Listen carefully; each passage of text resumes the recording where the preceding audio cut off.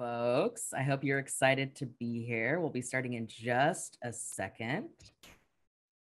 So, for those who are here today, we're going to be talking about gender and sexuality.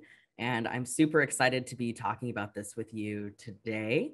I am also just very excited for all of you to be here to be learning about gender and sexuality with me. So, since we're starting right at 8 a.m. my time, I'm in San Diego. Let us get started. So, for those who don't know me, my name is May. I use they, them pronouns. 我的中文名字柯美. So I use my Chinese name, Mei Ke. I am non-binary and queer, and I have a master's degree in international affairs from UC San Diego. And really what I've been working on in my career and in my academics is about bridging the divide between LGBTQ plus community and public service.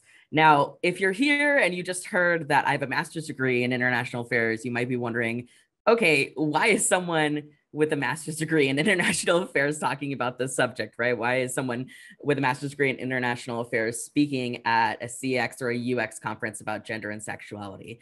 And the reason why is both, of course, I have that personal experience, but also LGBTQ plus people deserve rights. And unfortunately, we haven't had rights for a really long time. You know, gay people have only been able to marry since 2015.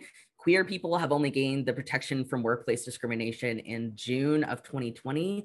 And queer trans people's rights are still under threat today, unfortunately. You know, just even thinking about my home state of Texas in the United States, the rights of transgender teens to safely transition to the gender that they want to transition to, that transition care is being taken away as we speak across the United States, unfortunately.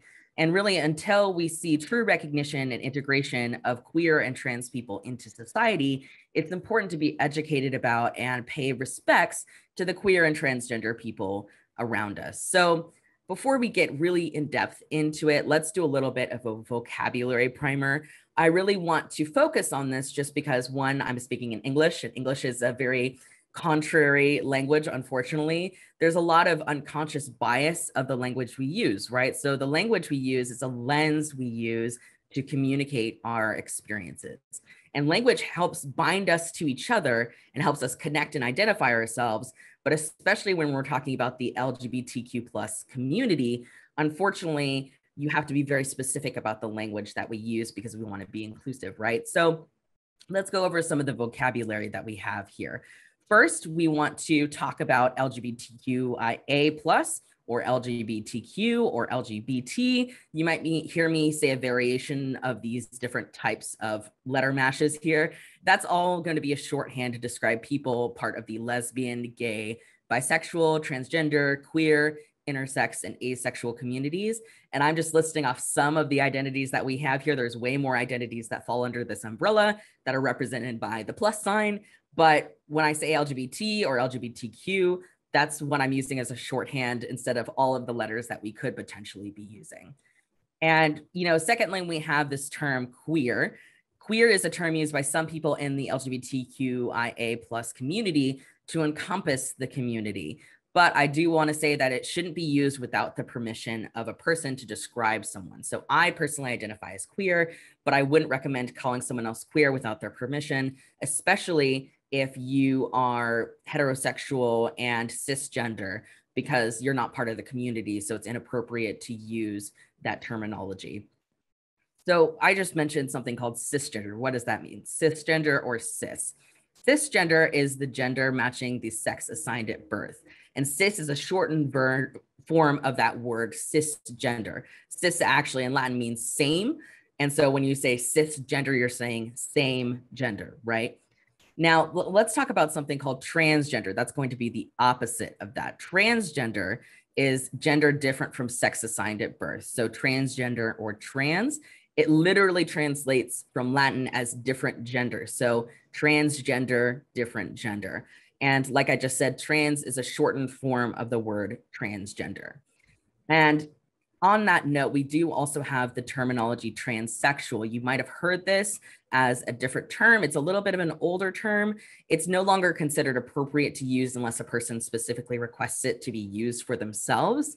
So I always recommend if someone requests it be used for themselves, of course, use it. But unfortunately, if you go out and call someone who may be my age transsexual, that's going to be considered offensive because it's no longer considered an official term that's used. It's not accurate to the experience that I have. So just be careful if you're going to be using that term.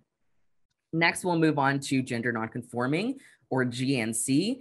That's a term used to describe some people whose gender expression is different from conventional expectations of masculinity and femininity. So please note that not all gender nonconforming people identify as transgender, nor are all transgender people identifying as gender nonconforming. So it's an umbrella term, but of course it doesn't cover everyone. So let's talk a little bit about my identity. I am non-binary, and non-binary means an identity that's commonly used by people who do not identify or express their gender within the gender binary. So those who identify as non-binary may identify as neither male nor female, may see themselves as an outside or in between the gender binary, or may simply feel restricted by gender labels. So they can be any and all, and in between, and none of these things. Non-binary, again, is another going to be umbrella identity there. So gender queer is similar to non-binary. It describes people who do not identify or express their gender within the gender binary. It's a little bit of an older term. It's not as old as transsexual, but some people will prefer gender queer over non-binary. I personally prefer non-binary. Same basic terms, same terminology that we're going to be using there. So let's move on to the main point that I want to make today. This is a 101 level class. This is not something that's going to go into the depths of what gender and sexuality is. I'm just starting you at the basics because gender and sexuality are very, very complicated. And I also want to make a point to say terminology might change as we find better descriptions for what people experience. And terminology is also different around the world. I am in America, in the United States, speaking English, and specifically in California. And that context changes even if I'm going to Texas or Italy or all these different places around the world. So terminology does change. So really, because of that, you have to be willing to make mistakes and take corrections gracefully, because not all of us are going to be right. Most of us are going to make those mistakes, right? But always be respectfully curious about the things you aren't educated on. That's what I always recommend. So let's talk about gender. We're going to be introducing this, and I'm going to be having the chat open and also the Q&A open. So feel free to put your answers in the chat or the Q&A. But what color is this to you? You know, you could say something like, this is sort of like a pink color to me. And you're welcome to respond in the chat what color you think this is. I think personally, this is more maroon to me, but it depends on how you personally perceive it. Ooh, Bordeaux. Okay, purplish. Yeah, those are great answers. I love that. Burgundy. Ooh, that's a good one. Yeah, exactly. So there's lots of different answers, right? So everyone has their own opinion of what color this is.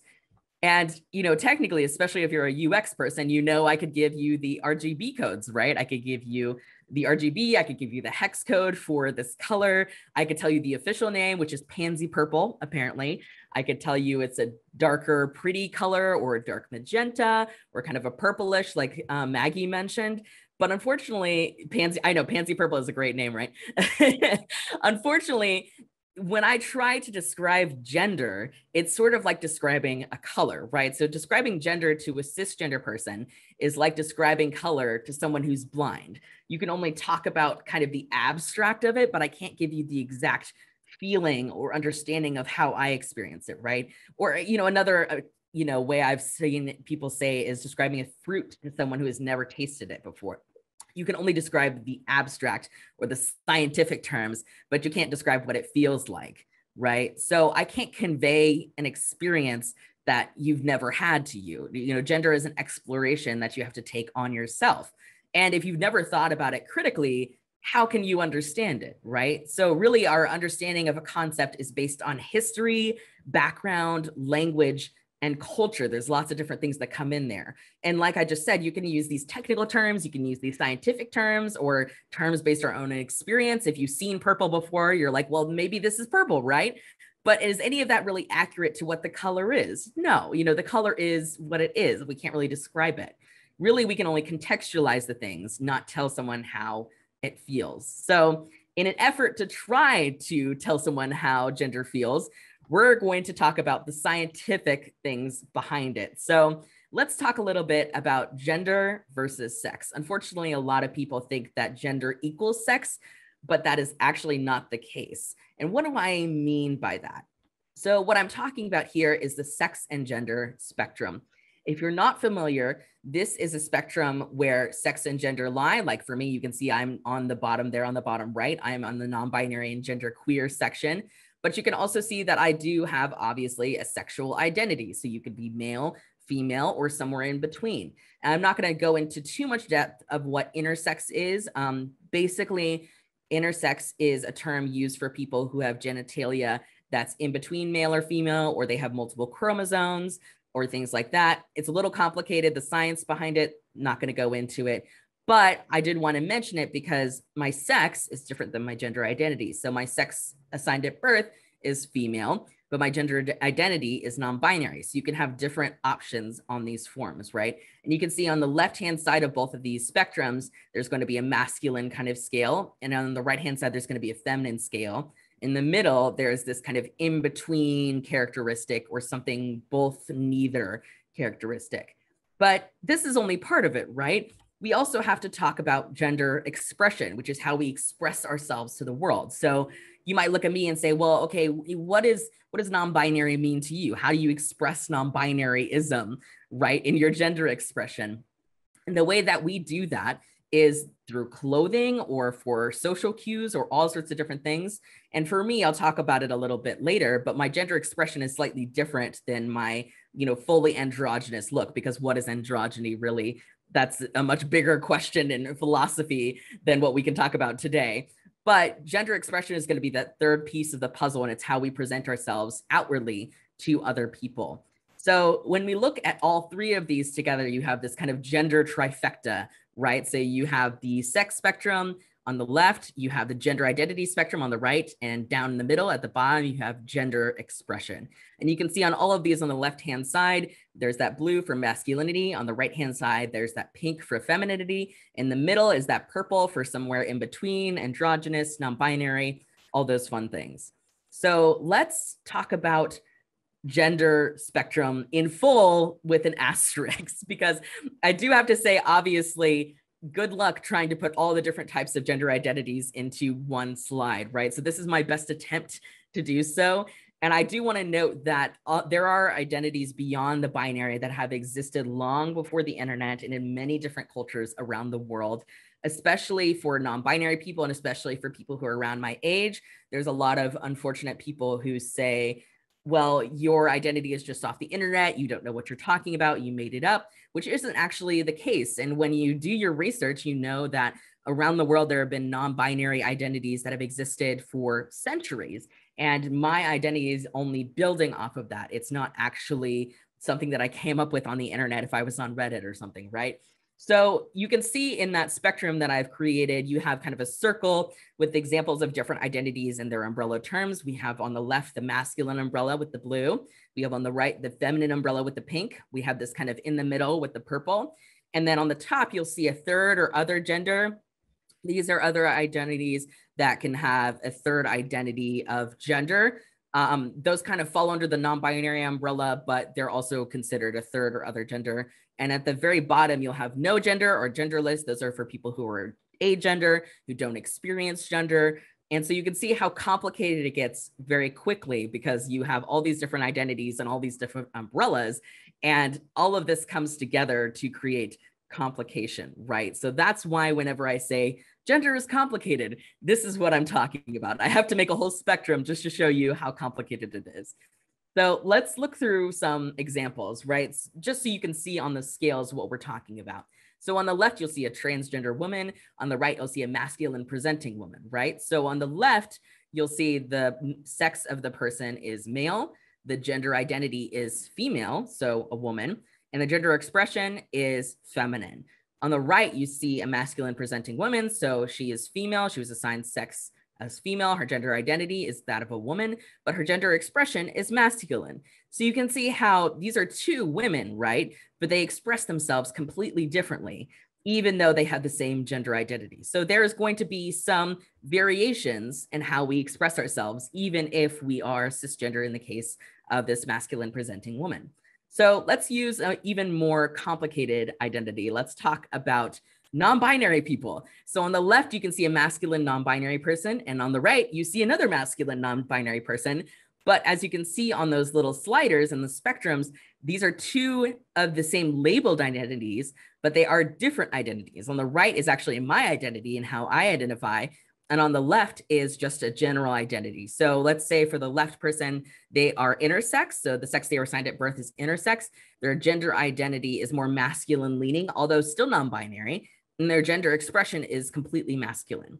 So that would be masculine non-binary person. But on the right, I have different options, right? So my sex identified at birth was female. My gender identity is straight down the middle, non-binary, but my gender expression is masculine leaning, but maybe not as much as the person on the left. So you can see how even the labels we use aren't very good, especially in English, at describing what we actually feel, and how it can be really, really complicated when you try to bring in all these different terms and all these different things to describe something that's really about a feeling, right? And I just want to also say that gender expression and gender roles are not gender identity. However, gender identity can be shown through these aspects of social or cultural cues. And social and cultural cues are ways that we signal to others how we want to be seen in the world. Like you just saw with my expression is more masculine leaning, but also I love flowers. So I maybe wear like a flower kimono one day, right? So you can have these expressions that you show to other people of how you feel, but again, it's not going to be the internal feelings that you have about your own gender. So let's move on to sexuality. Again, a very complicated subject, so stick with me here. First, let's talk about how sexuality is not actually attraction to genitals. I get this mistake a lot. I have a lot of people who assume that sexuality is just about being attracted to a penis or vagina. That's not how this works, because sexuality is really attraction to a person for the feminine, masculine, or androgynous traits that they have.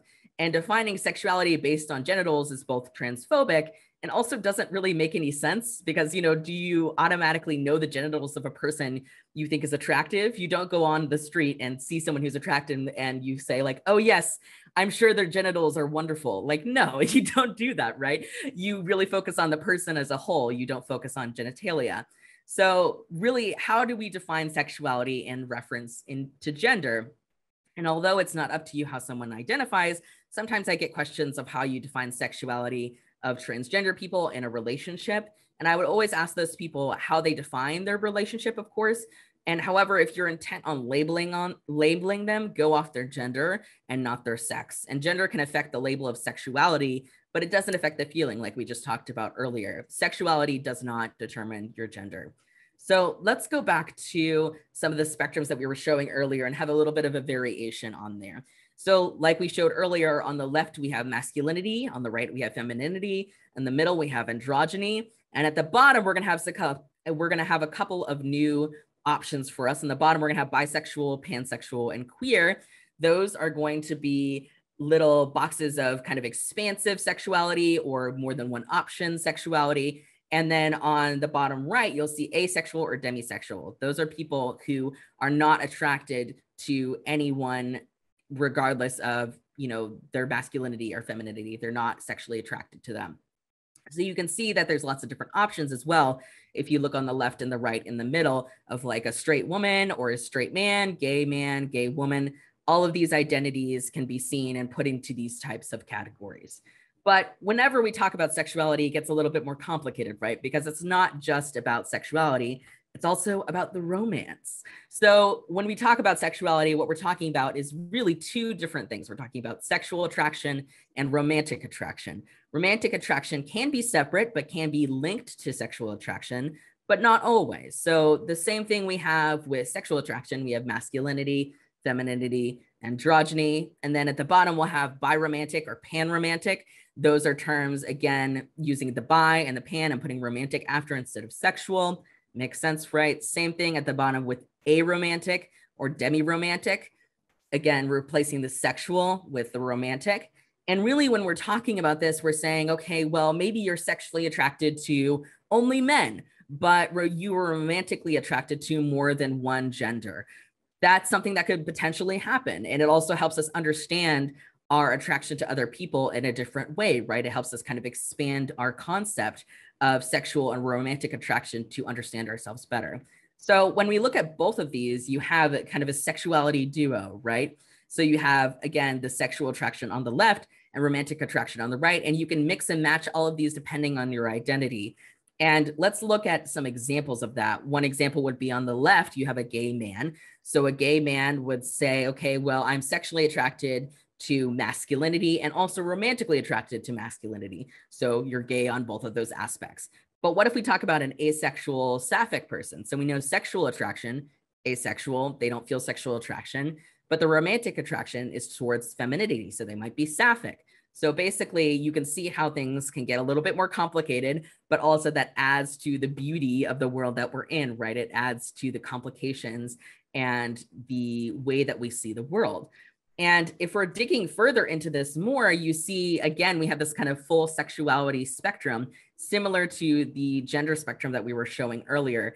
The sexuality spectrum just has all sorts of different identities in these different camps. And I also do want to note that non-heterosexual identities have existed long before the internet, again, and in many different cultures around the world. So non-heterosexual identities have existed for way too long. And there's a reason that we're talking about this now is because thankfully we have the internet and we're able to connect on sexuality in a way that we weren't before. And as you can see, we have at the left masculine, so masculine sexuality and people who are attracted to masculinity. On the right, you have people who are attracted to femininity.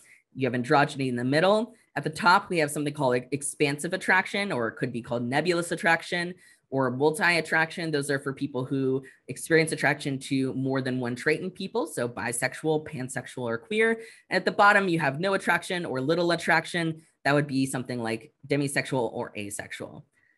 And I'm so excited that y'all get to come here and, be able to learn a little bit more about sexuality and gender. And I'm now officially open to questions. So type some in the chat and I'll try to answer them.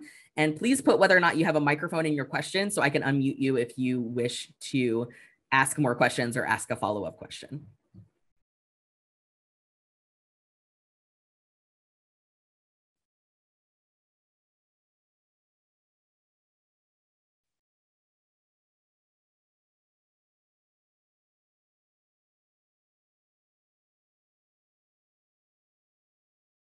We got any questions?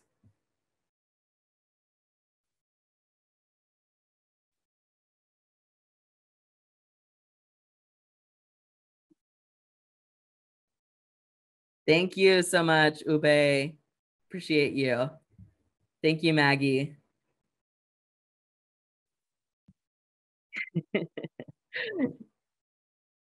Hopefully I pronounced your name right. Ooh, has your identity changed with time? That is a great question, Deanna. I would definitely say so. So for me personally, my identity has changed significantly over time, and it's still changing, I would argue, just because what's interestingly enough is that my identity, originally I came out as gay, pansexual, bisexual when I was around 17. And after I came out, I realized, okay, well, now that I'm seeing lots of different people and seeing lots of different identities around me, I'm realizing that my identity is also complicated, right? Especially with my gender identity. And so when I talk about my gender identity, it's something that is constantly in flux because my identity as non-binary is very complicated, right? Whenever I talk about my identity as a non-binary person, I say it's sort of like living in a nebula. Like it's hard to describe gender in the way we want to, right? So I would say that, my sexuality is still evolving. And I always tell people to remember that whenever you're thinking about sexuality and gender, it's always going to be in flux. It's not something that is something that's static, I guess. And so I would say my sexuality and gender has changed and will always change for forever. So I'm never done changing and kind of evolving. Would someone differentiate between their sexual attraction versus romantic attraction? Yes, Anonymous, absolutely. I just talked about a little bit about how I identified as pansexual or bisexual. A little bit more of information on that. So I originally identified as asexual. And when I say pansexual or bisexual, what I was actually talking about was I identified more as pan-romantic. But because not a lot of people are used to this kind of romantic attraction, I would just say, okay, I'm bi or I'm pan, because not a lot of people are familiar with that or familiar with asexual identities. I no longer identify as asexual, but I identify somewhere on that spectrum. So, I tell people I'm queer, but if people want to know, especially if I have potential partners, okay, can you give me a little bit more information on that? I would say, okay, well, technically, I'm probably somewhere on the demisexual spectrum for sexuality, and I'm on the pansexual or bisexual or pan-romantic or bi-romantic spectrum for my romantic attraction. So it depends on if you're part of the community. I always recommend it's helpful for other people too, to know like, okay, do your sexuality and your romantic attraction match up? It's just something useful for you to know, but it also depends on how educated people are, because this is something a little bit more on theory and less on practical application. Do you have any other questions? We got a couple more minutes.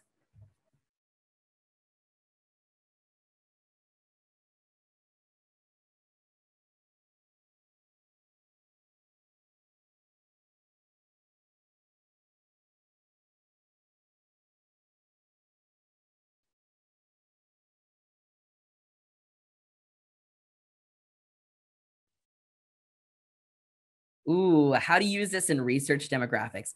Good question, Deanna. So actually, if you end up going to my booth after this whole conference, I have a whole video on that. So perfect timing. I just released that video earlier this week. It's something I get a question about a lot, and is actually kind of what got me into the UX world. Is I happened to publish a random paper about my experience with surveys as a non-binary person, and I got connected to the UX world accidentally. I have no background in the UX world. And so usually what I recommend is the stuff that I say in that video. But the number one thing I would say is just always be careful to not be too obsessive about it, and let people have the freedom of the reins, especially in surveys, to allow their own answers. Because like we just talked about, when we talk about sexuality and gender, things are complicated. And, what I say about something isn't always the be all end all. So whenever you make these surveys, I always say, if you have the resources, try to talk to transgender and queer people around you to look over your survey, see if they can catch anything. And if not, you can always go to the LGBT center in your vicinity, or talk to people who do this for a living and ask them for their advice on any of the research that you're doing. But the number one thing I always say is just kind of be humble and be willing to change things. And also know that whenever you're talking about people, right, your data isn't going to be clean. Unfortunately, that's kind of what happens. So you just kind of have to go with the flow and understand that sometimes people are going to make things more difficult for you, but that just shows the beauty of humanity. And hopefully you won't be angry at me for saying that when you're trying to clean up any messy data.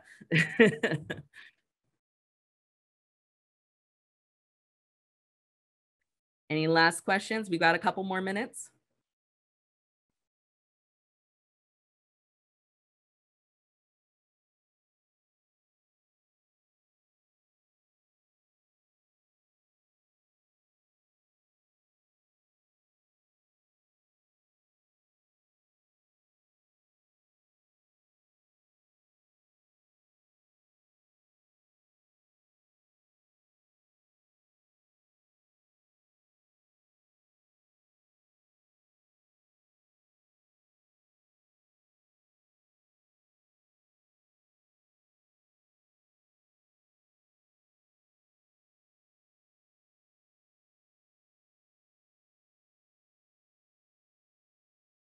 Oh, thank you. I appreciate it. Thank you so much for coming. I'm glad that you were able to come and watch me. And I completely forgot to do this, but while we're all here, I'm also going to give you the link to this presentation, which also at the bottom, it has kind of a live transcription of all the things I talked about today. And if you're wanting to go through and wanting to look at any of the information I give, I also give resources at the very end. So I'm just putting that in the chat if you want to look at all the things that I talked about today. And feel free to please use all of the things that I just talked about. Feel free to use it in other presentations. Of course, credit me for it. But feel free to use any of that information in any future presentations, or if you come into someone who has questions about this, pull up my talk. I'm always happy to answer those questions as well. So thank you so much for coming. Really appreciate all of y'all. And I will hopefully see you in next panels. How do you find the political self in relation to authentically identifying to others? Ube, I'll answer your question in just a second. I wanted to let everyone know, so officially I'm going to stop the recording. I will be staying after just a little bit